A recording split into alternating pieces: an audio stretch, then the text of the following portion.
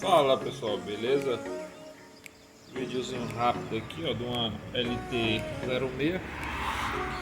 O cliente trouxe a placa para mexer. Aí tá aqui a placa em curto, eletrobomba. Aí eu fiz para ele, levou lá, colocou, queimou de novo. Fiz outra aqui, ó, levou, queimou de novo. Aí eu fiz outra aqui. Estou mandando para o cliente novamente. Então presta atenção, pessoal.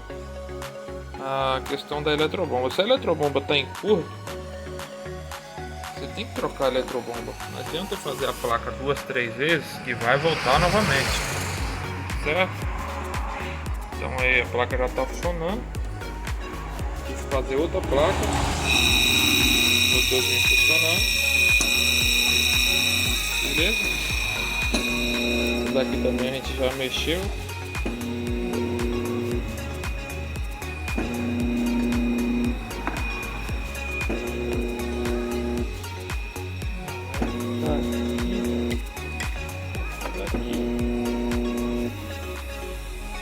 Essa daqui a gente já mexeu, essa é a do cliente. Tá prontinha já para usar. É que essa aqui é 220. Coloquei só essa 110 pra gente já tá testando aqui, ó. Essa aqui é uma LTE 06. Prontinha para uso aí, ó. Beleza? Essa aqui outra também que essa aqui é 110.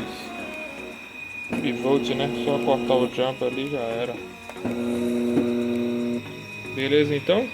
Super dica aí, de olho na eletrobomba. Se a eletrobomba estiver em curto, vai queimar de novo a sua plaquinha aí, beleza? Comenta aí abaixo se você tem alguma dificuldade aí na sua máquina, algum defeito.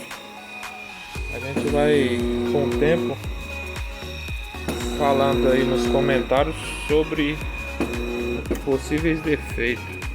Belezinha? Então aí é um LT E06. Duas plaquinhas prontas aí, ó. Já para mandar pro cliente. Valeu!